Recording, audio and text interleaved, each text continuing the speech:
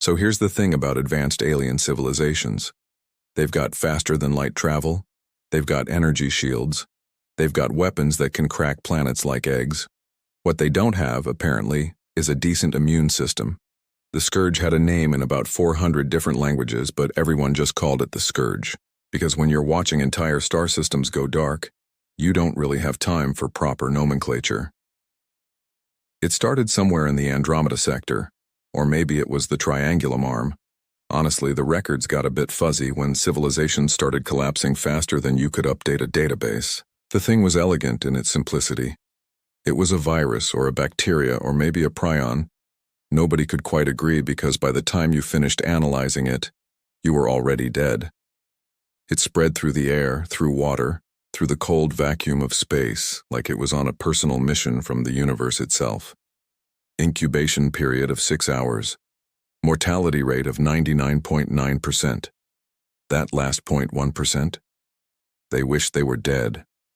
1,000 worlds. 1,000 entire planetary civilizations. Gone. Quarantined. Evacuated.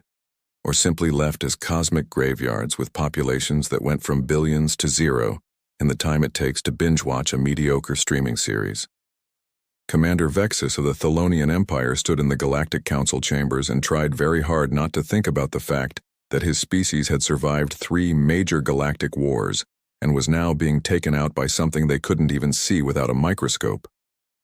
He was tall, blue, and had approximately 6 too many eyes for comfort, which meant he could watch the entire council panic in high definition from multiple angles simultaneously. "We have exhausted all options," announced Counselor Prime Jara, who looked like a crystalline spider had a baby with a disco ball. Her voice echoed through the chamber with all the gravitas of someone announcing the end of the world, which, to be fair, she basically was. "Every cure we've attempted has failed. Every quarantine protocol has been breached. We are out of worlds to evacuate to." "What about the Outer Rim territories?" someone asked. It might have been the Krellian ambassador. Hard to tell when everyone was wearing environmental suits because nobody trusted the air anymore. "Infected," Jara said flatly. "The sanctuary stations?" "Infected." "The penal colonies?" "Infected, and frankly, they had it coming, but still." "Infected." Vexus cleared his throat, which sounded like gravel in a garbage disposal. "There is one option we haven't considered." The entire council turned to look at him, which was deeply uncomfortable when you're talking about 40 different species worth of eyes. "The Sol system," he continued. "Third planet, Earth." The silence that followed could have suffocated a supernova. "You want us to go to the human world?" Jara's voice dripped with the kind of disdain usually reserved for expired food products. "The primitives who only just discovered faster-than-light travel? The ones who still use fossil fuels on half their planet? Those humans? They're isolated, they're unremarkable, and more importantly, they're uninfected," Vexus said. "We establish a quarantine zone there. We warn them about the Scourge, they panic appropriately and hide in their primitive bunkers, and we use their planet as a staging ground for research." "This is what we've come to," muttered someone in the back. "Asking apes for help." But desperation makes people do funny things, and when your alternative is extinction, even apes start looking pretty good. The vote passed. Barely. With the kind of enthusiasm you'd expect from a council voting on which cliff to drive off of. Vexus was put in charge of the Earth operation because apparently surviving this long meant he got all the terrible jobs nobody else wanted. He stood in his ship's command center looking at the blue-green marble of Earth floating in space, and wondered if humans had any idea how much their very average Tuesday was about to get complicated. "Send the transmission," he ordered. "Universal common language, all frequencies. Warn them about the Scourge." His communications officer, a young Thelonian named Crix who still had hope in his eyes, poor kid, sent the message. It was a good message. Very dramatic. Lots of warnings about imminent doom and the end of civilization, and please prepare for evacuation procedures. They waited for the response. And waited. "Sir," Crix said slowly, "we're receiving a reply." "Put it through." A voice came through the speakers, male, human, and carrying the distinct tone of someone who had exactly 0 coffee in their system and even less patience for whatever fresh nonsense the universe was throwing at them today. Yeah, hi. This is Dr. Marcus Webb with the CDC in Atlanta. Got your message about the space plague. Quick question. Is this real or is this Jerry from Accounting with the Ham Radio again? Vexus stared at the communications panel. Crix stared at Vexus. Crix began. Did he just compare our galaxy-ending crisis to someone named Jerry? Vexus had a sinking feeling that this was going to be a very long assignment. Dr. Marcus Webb was having a day. Not a good day, not a bad day. Just a day which, in his line of work, was actually pretty close to a miracle. He was 52, looked 65, felt 80, and had the kind of permanent exhaustion that comes from spending 3 decades explaining to people that yes, you should wash your hands, and no essential oils are not a substitute for vaccines. The alien transmission had come through at approximately 30 in the morning, which was right about when Marcus was contemplating whether his coffee maker qualified as a dependent for tax purposes. So let me get this straight, Marcus said into the microphone, talking to literal aliens from space because apparently that was his life now. You've got a plague. It's killed 1,000 worlds. And your plan is to come here and use Earth as a quarantine zone. Correct, said Commander Vexus, and Marcus had to give the alien credit. He sounded about as thrilled with this plan as Marcus felt about it. We thought it prudent to warn you so you could begin evacuation procedures. Marcus took a long sip of coffee. Then another one. Then he seriously considered just drinking the entire pot. Commander Vexus, is it? Let me tell you about Earth. See, we've got a bit of a history with plagues. There was this thing called the Black Death. Killed about half of Europe. Then we had Spanish flu, that was a fun time, smallpox. Polio, tuberculosis. Malaria is still kicking around. We had COVID-19 a few years back, that was a whole thing. And there was this incident in Cleveland in 2031 that we don't talk about. But it involved a contaminated batch of energy drinks. And that's all I'm legally allowed to say. I don't understand the relevance, Vexus said. The relevance, Marcus said, is that Earth doesn't evacuate for plagues, Commander. We make documentaries about them. He could hear what sounded like confused chittering on the other end of the line. We're going to need samples of this scourge thing, Marcus continued, and some medical data on the species it's affected. Also, what's your species equivalent of white blood cell count? Do you have white blood cells? Do you have blood? You want to study it? Vexus sounded genuinely baffled. This is a civilization-ending pathogen. Yeah, well, we've got a civilization that's really bad at ending. Hang tight, I'm calling in my team. Marcus hung up on the alien commander, which he suspected was some kind of intergalactic faux pas, but he'd apologize later. Maybe, if he felt like it. He made 3 phone calls. The first was to Dr. Keiko Tanaka, who ran the immunology department at Johns Hopkins and had exactly 0 tolerance for nonsense. She answered on the first ring. This better be good, Webb. Aliens are real and they've got a space plague. Pause. I'll be there in 3 hours. I'm driving, so make decent coffee for once in your miserable life. The second call was to Dr. Brett Morrison, a virologist who'd made his name during the COVID-19 pandemic by live streaming his research and somehow making infectious diseases entertaining. He was 35, had the energy of a golden retriever who'd just discovered coffee, and treated every crisis like it was an Olympic sport he was determined to medal in. Yo, Marcus. What's up? How do you feel about alien pathogens? I feel like that's either a really weird prank or the best Tuesday I've had all month. I'm in. The third call was to his boss, Director Patricia Alvarez, who'd been running the CDC through multiple administrations and had the kind of unflappable calm that came from dealing with politicians, which was arguably worse than dealing with plagues. Marcus, it's 4 in the morning. Aliens contacted us about a galaxy-ending plague and want to use Earth as a quarantine zone. Do we have funding for this? Marcus loved his job sometimes. By the time Vexus's ship landed at the CDC facility in Atlanta, Marcus had assembled his team, requisitioned a lab, and filled out approximately 47 forms, because even during an alien plague situation, bureaucracy was eternal. Vexus came down the landing ramp expecting fear, maybe some awe. At minimum, some respect for the gravity of the situation. What he got was Marcus Webb holding a clipboard and wearing a t-shirt that said, "I survived the pandemic and all I got was this lousy immune system upgrade." "Commander," Marcus said, "welcome to Earth. We've prepared a sterile lab environment for the samples. Also, do you guys eat food? We've got sandwiches." Vexus looked at Keiko, who was leaning against a wall and examining her fingernails with the expression of someone supremely unimpressed with the universe. He looked at Brett, who was literally bouncing on his heels with excitement. He looked back at Marcus. "You people are insane," Vexus said.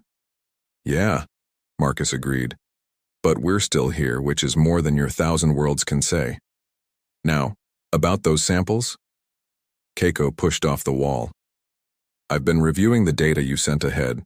Your species has an adaptive immune system, right? B cells, T cells, the whole gang." "Yes," Vexus said slowly. "And this scourge thing, it attacks the respiratory system initially, then goes systemic?" "Correct." "Mortality rate of 99.9% across all species tested?" "Unfortunately, yes." Keiko looked at Marcus. Marcus looked at Brett. Brett grinned like a maniac. "Oh," Brett said, "this is going to be fun." Vexus felt his chances of survival drop significantly, and not because of the scourge. The thing about Brett Morrison was that he'd spent his entire career studying things that could kill him.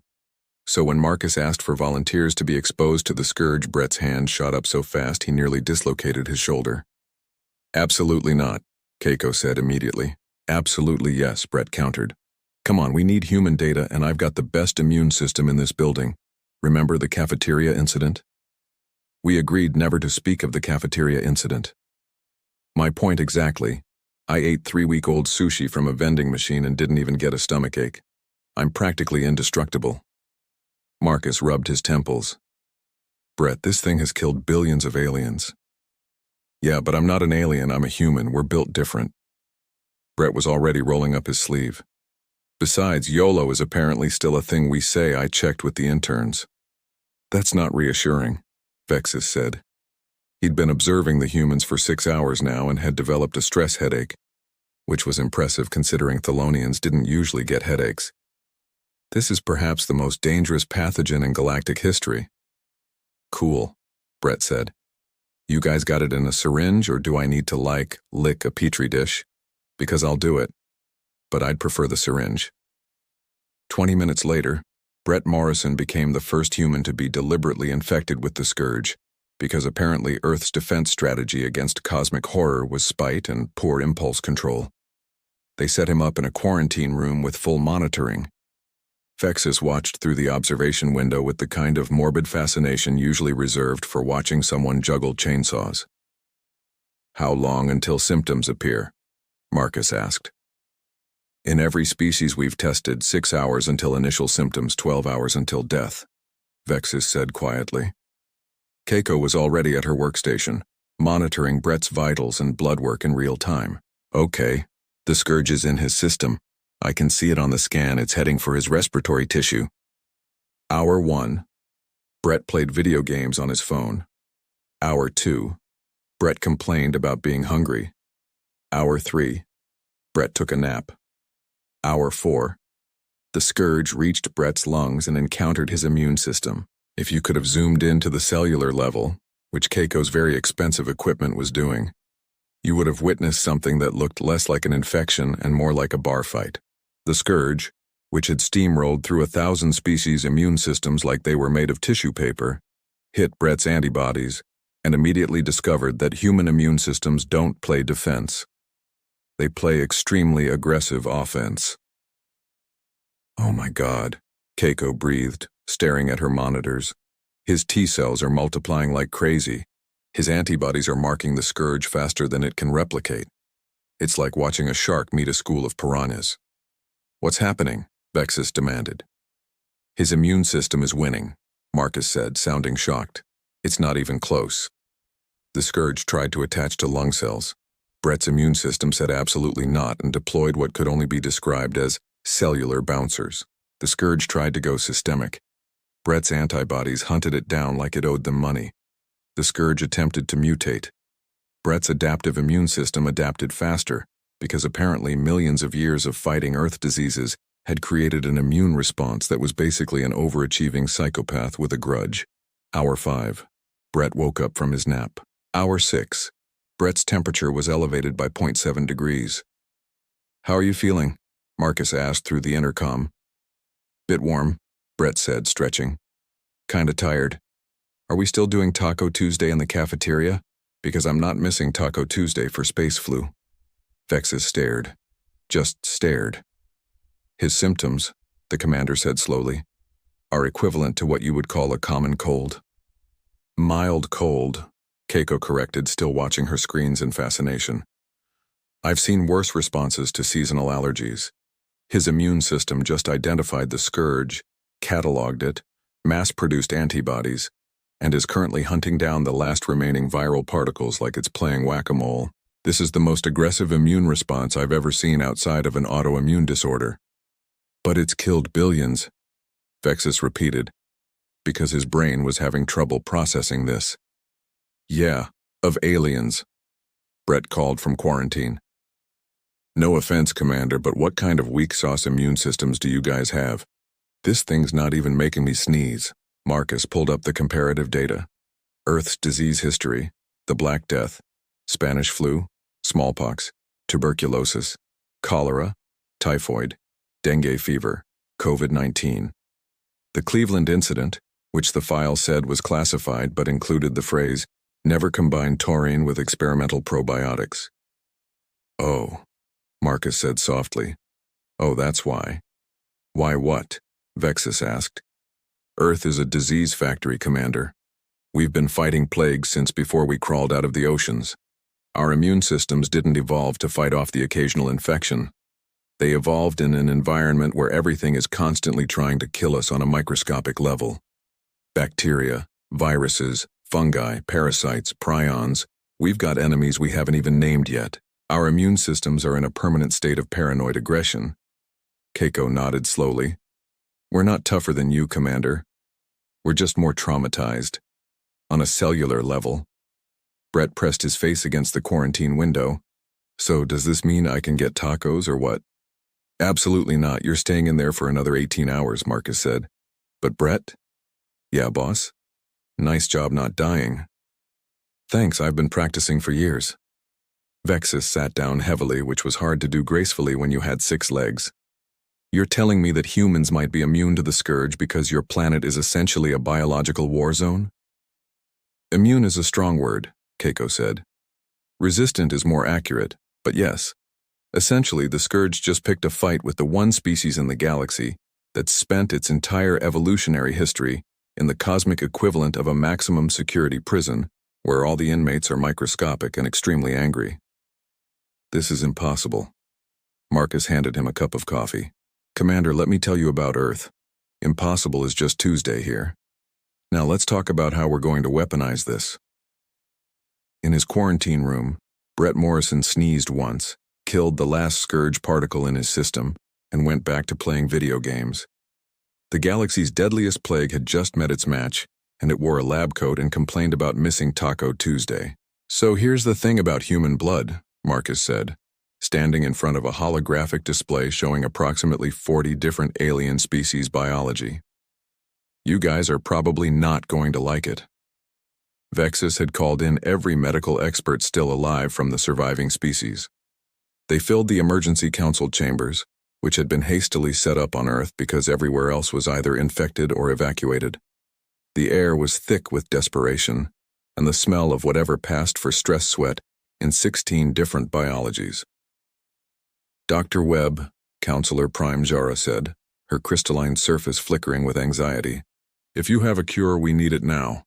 We've lost 3 more colonies in the last rotation." "Right, so cure," Marcus said. "We've got human plasma transfusions. Brett's blood specifically contains antibodies that absolutely demolish the scourge. We've tested it on samples from 12 species so far. It works every time." The chamber erupted in relieved chatter. "However," Marcus continued, and the room went silent, "there's a catch." "What kind of catch?" Vexus asked warily. Keiko stepped forward, pulling up a molecular diagram. "Human antibodies are, to put it scientifically, absolutely feral, They're aggressive, they're persistent, and they don't play well with others.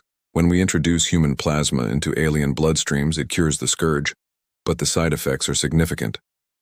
How significant? Someone asked. Brett, who was now out of quarantine and wearing a t-shirt that said, "I survived the scourge and all I got was this lousy t-shirt," raised his hand. So we tested it on a volunteer from the Krellian delegation. Good news, cured in 3 hours. Bad news.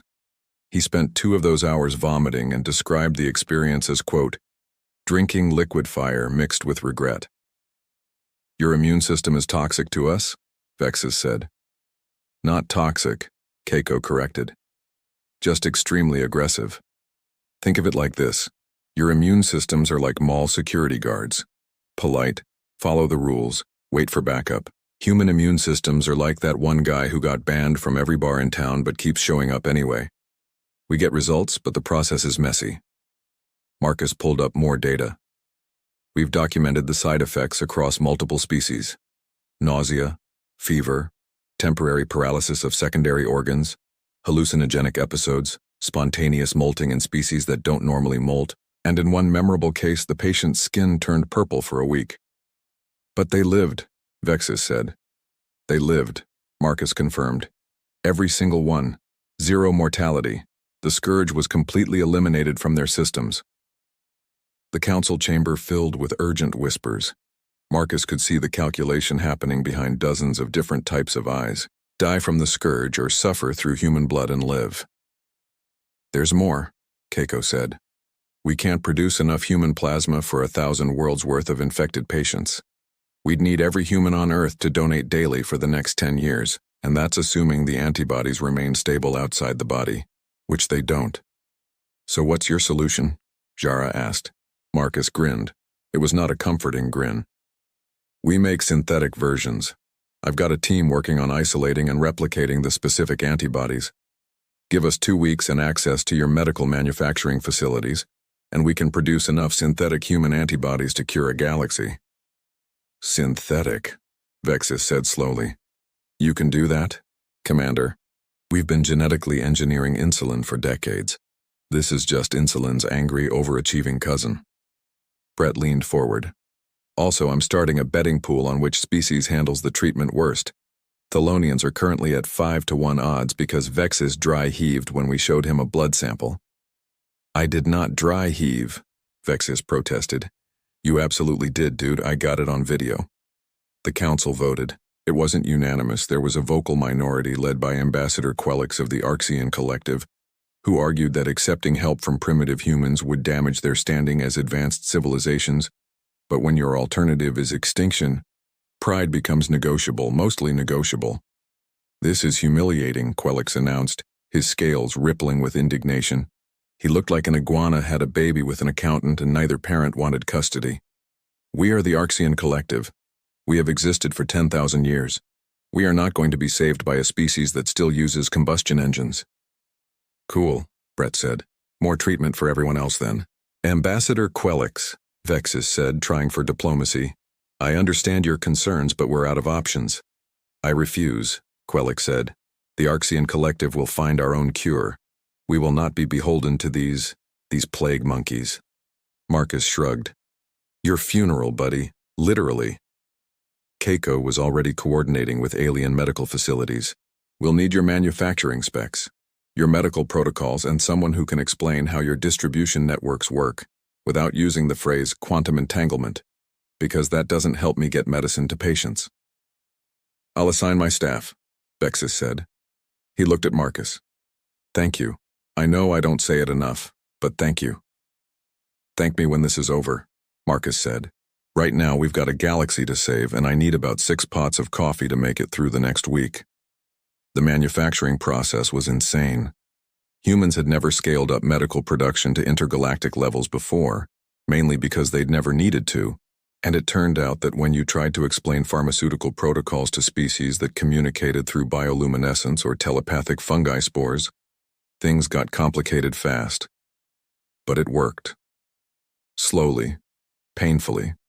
With approximately 8,000 minor disasters and 3 major ones, it worked.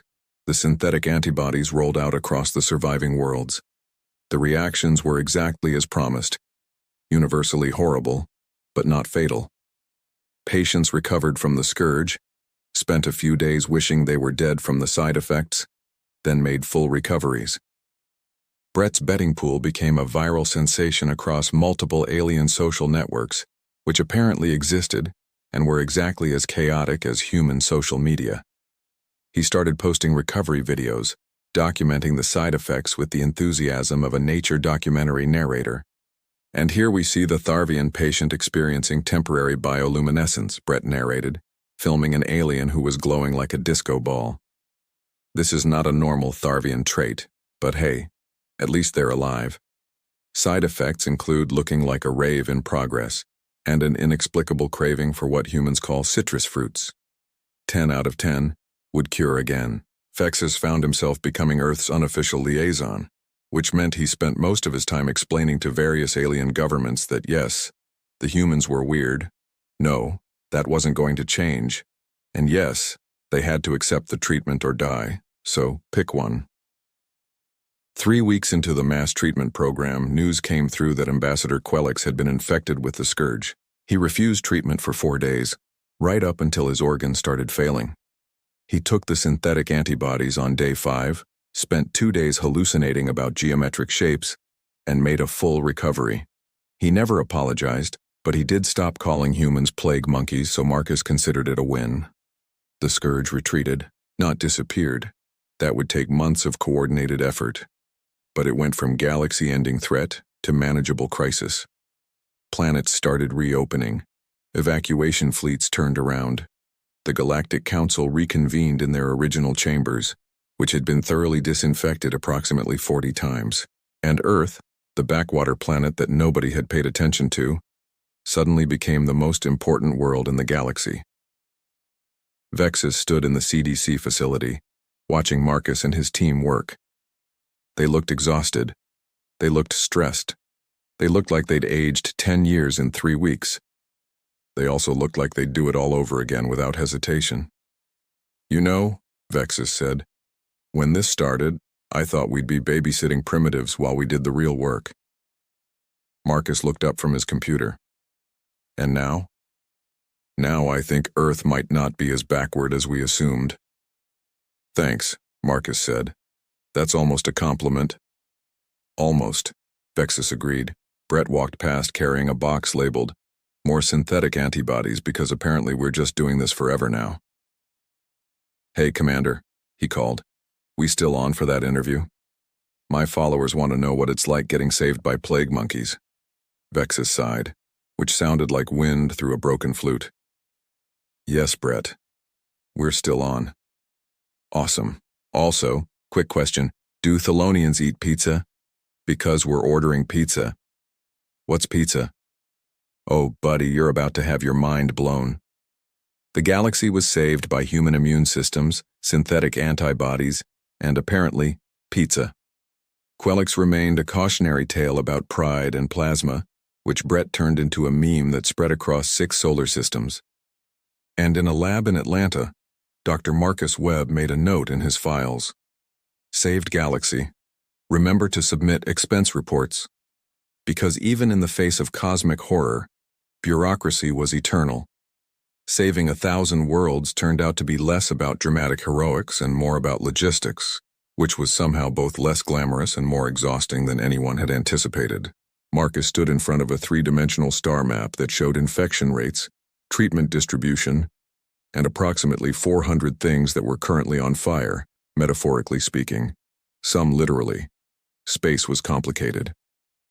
"All right, people," he said to the assembled team of human and alien medical coordinators. "We've got the cure. We've got production up and running. Now we just need to get it to everyone who needs it without causing a panic, a political incident, or accidentally starting a war. How hard can it be?" "Very hard," said Dr. Yuki Sato, who'd been brought in to coordinate the human medical teams deploying across the galaxy. She was tiny, fierce, and had the organizational skills of someone who'd probably scheduled military invasions for practice. "We've got 15 species that require different dosages, 8 that have religious objections to synthetic medicine that we need to work around, And the Krellians are insisting that their prince gets treated first, even though he's not even infected yet. Tell the Krellians that the prince can get in line like everyone else, Marcus said. We're doing triage based on infection severity, not nobility. I tried that. They threatened to declare war on Earth. They can get in line for that too. The deployment strategy was, in Marcus's professional opinion, absolutely bonkers. They were sending human medical teams to alien worlds to administer treatment, which meant training humans on alien biology and training aliens on not panicking when humans showed up with needles. The results were mixed. The first deployment was to Tharvos Prime, a garden world with a population of 2 billion that was 80% infected. The human medical team consisted of 6 doctors, 20 nurses, and one extremely enthusiastic Brett Morrison, who'd insisted on coming along to document the process. Remember, Marcus told them over the comm link, be professional, be courteous, and for the love of God, Brett, do not start another betting pool. No promises, boss. The Tharvian population's first reaction to humans was confusion. They were a tall, willowy species that communicated partially through pheromones, and they'd never seen anything quite like humans before. Their second reaction, after receiving treatment, was intense nausea, followed by spontaneous color changes, because apparently human antibodies made Tharvians temporarily shift through the entire visible spectrum like broken mood rings. This is normal, Dr. Jennifer Okafor assured a Tharvian patient who'd just turned bright orange. The color changes will stop in about 6 hours. You're cured, you're going to be fine, and yes, I know it feels like your organs are trying to escape through your skin. That's also normal. The Tharvian made us sound like wind chimes in a hurricane. She says the cure is worse than the disease, the translator device reported. Yeah, we get that a lot, Jennifer said. But you're alive, so I'm calling it a win. Brett, of course, was filming everything. Welcome to Day 3 of Operation Antibody Express. Today we're on Tharvos Prime, where the local population is discovering that human medicine is extremely effective and also kind of horrifying. This patient has just experienced what we're calling the rainbow effect. Sir, on a scale of 1 to 10, how much do you regret being alive right now? The Tharvian made another noise. He says 15, the translator reported. That's the spirit. The deployments continued. Each world presented new challenges. The Krellians required treatment in their royal palace because apparently dying from plague was fine, but getting treated in a common hospital was unthinkable. The Arxians needed constant reassurance that human medicine wasn't going to turn them into humans, which Marcus found vaguely insulting. The Gorthians, who were basically sentient rocks, required a completely different delivery method because they didn't have bloodstreams. How do you cure a rock? Marcus asked Keiko during one of their daily coordination calls. Very carefully and with a lot of calcium carbonate buffers, Keiko said. She looked exhausted. She'd been running the synthetic production facility for 3 weeks straight. We're essentially making the antibodies into a paste they can absorb through their mineral matrix. It's working, but the Gorthians are complaining that they itch. Rocks can itch? Apparently. Who knew? The human medical teams developed a reputation. They were efficient, they were effective, and they had absolutely zero patience for nonsense. When a Thelonian noble tried to cut the treatment line because of his rank, a nurse from Detroit named Ashley Rodriguez told him that she'd survived 3 gang shootings and a tornado, so he could sit down and wait his turn, or she'd show him what human aggression really looked like. He sat down. When an Arxian official complained about the side effects being undignified, a doctor from Mumbai named Raj Patel told him that dignity was optional, but life was required, so pick one. The official took his medicine. Your species has no respect for authority, Ambassador Quelix complained to Marcus during one of the council updates. We have plenty of respect for authority, Marcus said. We just respect staying alive more. Also, and I say this with all due professional courtesy, Ambassador, you literally refused treatment and almost died because you thought you were too important for human medicine. So maybe check the attitude. Quelix's scales rippled with indignation, but he didn't argue, mainly because he'd turned purple during his treatment and Brett had made it into a meme. By week 6, the operation had treated over 500 billion patients across 300 worlds. The scourge was still out there, but it was contained, manageable, No longer the extinction-level threat it had been. Keiko's synthetic antibody production had reached industrial scale. They'd set up facilities on 12 different worlds, each one churning out millions of doses daily. She'd even managed to develop a more stable version that reduced the side effects from absolutely horrible to merely terrible. The key was adjusting the molecular structure, she explained to a group of alien scientists who'd come to learn the process. Human antibodies are naturally aggressive, but if you modify the binding sites and add a buffer solution, you can reduce the inflammatory response by about 40%. This is revolutionary, one of the scientists said. She was from a species that looked like a floating brain in a jar, which was honestly less weird than some of the others Marcus had met. We've been studying immunology for centuries and never considered this approach. That's because your immunology is based on your biology, Keiko said. Human immunology is based on surviving everything Earth could throw at us, which turns out is a lot. We're not smarter than you. We're just more paranoid on a cellular level. Brett's social media presence had somehow made him a galactic celebrity. His videos documenting the treatments, the side effects, and his general commentary on alien biology had gotten billions of views across multiple species networks. Today on Brett's Intergalactic Medical Hour, he narrated into his camera, we're visiting the Nexarian hive, where the locals are finding out that human antibodies don't care about your collective consciousness. This patient is experiencing what we call the individuality effect, where the treatment temporarily disrupts their telepathic link. Don't worry, buddy, you'll be back to hearing everyone's thoughts in about 12 hours. Enjoy the silence while it lasts. The Nexarian in question made a series of clicking sounds that the translator rendered as, "This isolation is existentially terrifying, but I'm no longer dying, so I suppose it's acceptable." 5 stars would recommend, Brett said cheerfully.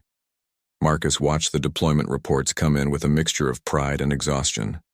His teams were performing miracles, but miracles were apparently exhausting when you had to do them several billion times. Vexus had become something of a permanent fixture at the CDC facility. He'd essentially moved in, setting up a workspace in what used to be a storage closet and coordinating between Earth and the Galactic Council. "Your teams are causing political incidents," he told Marcus one morning. "Good political incidents or bad political incidents, that depends on your perspective. The medical staff you sent to the Valorian system told their planetary council that if they didn't stop hoarding treatment for the wealthy, the humans would leave and take the medicine with them. And the council immediately implemented equal distribution. The common people are calling your staff heroes. The nobles are calling them terrorists." Marcus sipped his coffee. "I'll take that as a win. You should know that several governments are requesting permanent human medical advisors. They want to learn from your approach to disease management. They want to learn how to be more aggressive. They want to learn how to survive," Vexus corrected. "Before the Scourge, we thought we were advanced. We had technology, we had knowledge. We had entire civilizations built on the assumption that we'd solve the major problems. Then a virus nearly wiped us out, and the species that saved us still uses paper filing systems in some of your hospitals." "Hey, paper doesn't crash," Marcus said defensively. "My point," Vexus continued, "is that you forced the galaxy to reconsider what advancement means. It's not just technology. It's adaptability. It's resilience. It's having an immune system that treats every threat like a personal insult." Down in the lab, Keiko was training a group of alien scientists on synthetic antibody production. One of them, a crystalline being from Jara's species, raised what might have been a hand. "Dr. Tanaka, I have a question about the human immune response. Why is it so aggressive compared to other species?" Keiko pulled up a holographic timeline of Earth's history. "See this? This is about 200,000 years of human existence. Now watch what happens when I overlay known plague events." The timeline lit up like a Christmas tree. Red markers indicated disease outbreaks, and there were so many they practically obscured the timeline itself. "Oh my," the crystalline scientist said. "Yeah," Keiko said. "We've had approximately one major plague event every 50 years on average, and that's just the ones we have records of. Our immune systems didn't evolve in a vacuum. They evolved in an active war zone where the enemy was invisible and constantly mutating. We're not tougher than you. We're just more traumatized, and our bodies learn to fight back really aggressively. Another scientist, this one resembling a very polite jellyfish, pulsed with bioluminescence. Does this mean Earth is unusually dangerous? Earth is a nightmare planet disguised as a garden world, Keiko said cheerfully. We've got bacteria that eat flesh, viruses that liquefy organs, fungi that take over brains, parasites that can live in basically any part of your body. And that's not counting the larger predators or the fact that our own food will kill us if we don't prepare it correctly. Humans are basically survivors of millions of years of biological warfare. The jellyfish scientist dimmed considerably. And you live there voluntarily? It's home, Keiko said with a shrug. You get used to it. By week 8, the scourge was officially downgraded from extinction event to manageable endemic disease. Planets were reopening, trade routes were resuming, the Galactic Council was discussing memorials for the worlds that had been lost. And Earth, the primitive backwater planet that nobody had taken seriously, was now fielding requests for alliance agreements, trade negotiations, and membership applications from about 60 different species. We're popular, Marcus observed, looking at his message queue. You saved the galaxy, Vexis said. People tend to like that. We didn't save it alone. Your people helped with distribution, manufacturing, coordination. This was a team effort. Yes, but it was your immune systems that made it possible. Vexis paused. I've been authorized to extend an official invitation from the Galactic Council. They want Earth to join as a full member. Marcus raised an eyebrow. The same council that wanted to use us as a quarantine zone 8 weeks ago? The same one, yes. They've reconsidered their position. What are the benefits? Access to galactic trade networks, advanced technology sharing, representation in council decisions, and immunity from invasion, because apparently nobody wants to fight the species that weaponize their own immune system. What's the catch? You'd be expected to maintain medical research facilities and provide assistance during future health crises. Essentially, Earth would become the galaxy's CDC. Marcus thought about it for approximately 3 seconds. We'll need to discuss it with our governments, but I'm in favor, on one condition. What's that? The next time there's a galaxy-ending plague, you guys call us before losing 1,000 worlds, not after. Vexis's expression, which was hard to read given the 6 eyes, might have been sheepish. Agreed. In the production facility, Keiko had just successfully trained the last group of alien scientists. They looked exhausted, slightly traumatized, and extremely competent. Remember, she told them, synthetic antibodies are powerful, but they're not magic. You still need proper protocols, quality control, and someone who's willing to tell important people that they can't skip the line. Any questions? One of the scientists raised a tentacle. Will humans be available for consultation as we set up our own facilities? We'll assign advisors to each facility, Keiko said. Fair warning, they will be tired, sarcastic, and highly caffeinated, but they know what they're doing. Brett was wrapping up his final video from the deployment. And that's it, folks. 8 weeks, 300 worlds, 500 billion patients, and one really tired human medical corps. The scourge is beaten, the galaxy is saved, and I personally have documented enough weird alien biology to fill a medical textbook. Or a comedy special. Maybe both. He turned the camera to show the view from the Nexarian hive's upper levels. Multiple species were moving through the streets below, going about their lives, no longer hiding from an invisible death. You know what the craziest part is? Brett said. We didn't do anything special. We just did what humans always do. We saw a problem, we threw science at it, and we refused to die. Turns out that's all it takes sometimes. So here's to humanity, the galaxy's angriest immune system and apparently its new favorite medical emergency contact. He signed off with his usual cheerful wave. 3 systems over, Ambassador Quelix watched the video. His scales rippled in what might have been amusement.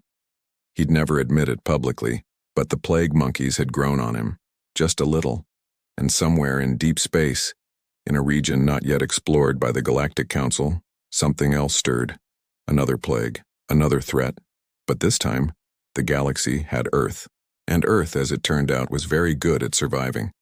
6 months after the scourge, Dr. Marcus Webb sat in his office at the CDC and stared at his computer screen with the expression of a man who'd saved the galaxy and was now being punished for it with paperwork.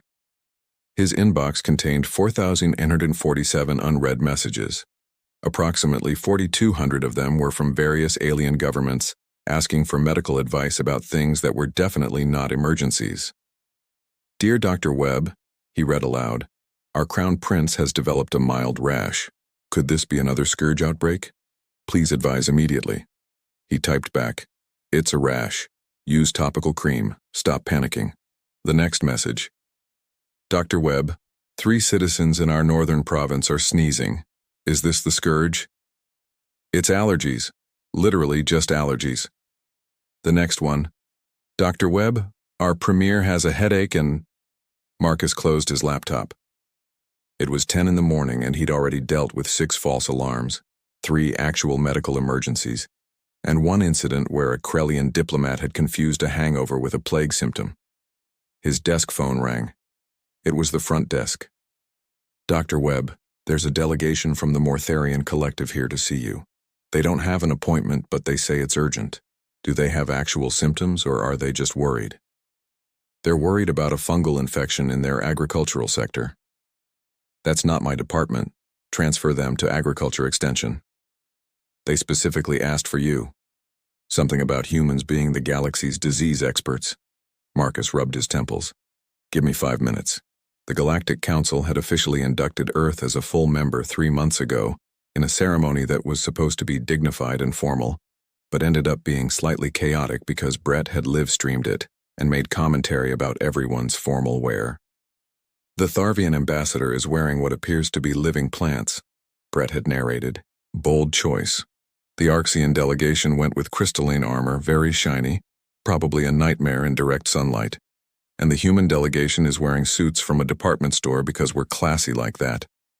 The official terms of Earth's membership were straightforward. Humanity would provide medical expertise and research support in exchange for access to galactic technology and trade networks. What nobody had explicitly stated, but everyone understood, was that Earth had become the galaxy's emergency medical hotline. Keiko had taken advantage of the new arrangement by securing funding for a state-of-the-art research facility that made her old lab look like a high school science classroom. She was currently working on universal vaccines, because if humanity was going to be the galaxy's immune system, they might as well be proactive about it. "The problem," she explained to a visiting group of alien scientists, "is that you've all evolved in relatively sterile environments. Your homeworlds are clean. Your immune systems never had to deal with the kind of biological chaos that Earth throws at its inhabitants." One of the scientists, a gaseous being contained in an environmental suit, vibrated with what might have been agreement. "Our world has only 17 known pathogens. Earth has how many?" "We stopped counting at 1 million, and that was just bacteria. We haven't even finished cataloging the viruses." The scientist's suit flickered. "That's horrifying." "That's Tuesday," Keiko said. "But it's why human immune systems work the way they do. We didn't have a choice. Adapt or die. We chose adapt, aggressively." She'd also patented the synthetic antibody process, with all proceeds going to Earth's Pandemic Preparedness Fund. The patent was worth approximately 7 billion galactic credits, which Marcus had pointed out was enough to fund the CDC for the next century. Or, Keiko had said, we could use it to prepare for the next crisis, because there will be a next crisis. She'd been right, of course. There was always a next crisis. Brett had leveraged his unexpected celebrity status into something actually useful. He'd founded an interstellar medical consulting firm called Survived Worse, LLC, which provided human medical expertise to alien governments who were trying to upgrade their disease response capabilities. His business card read, "Survived Worse. Because if humans can handle it, anyone can. Probably." The firm was, against all odds, wildly successful. Turns out that when your sales pitch is, "We survived Earth, we can help you survive your planet," people listened. He'd also turned down approximately 400 sponsorship deals, 2 reality show offers, and 1 marriage proposal from a Nexarian who'd found his videos intellectually stimulating. "I'm flattered," Brett had said, "but I don't think my biology is compatible with a hive mind. Plus, I like being able to keep my thoughts to myself." Vexus had officially become Earth's liaison to the Galactic Council, which meant he spent most of his time translating between human bluntness and alien diplomacy. You can't tell the Valorian Emperor that his concerns about human cultural contamination are stupid, Vexus said during one memorable conversation with Marcus. Why not? They are stupid. Because diplomacy requires tact. Diplomacy requires honesty. We saved their species. If they're worried about cultural contamination, they can go back to dying from space plague. Please don't say that in the official meeting. No promises. Marcus did not say it in the official meeting, but he thought it very loudly. The Valorian Emperor got the message anyway. Earth's new position in galactic politics was awkward. They were simultaneously respected for saving everyone and viewed with suspicion because they'd done it too easily. Some species thought humans were secretly more advanced than they let on.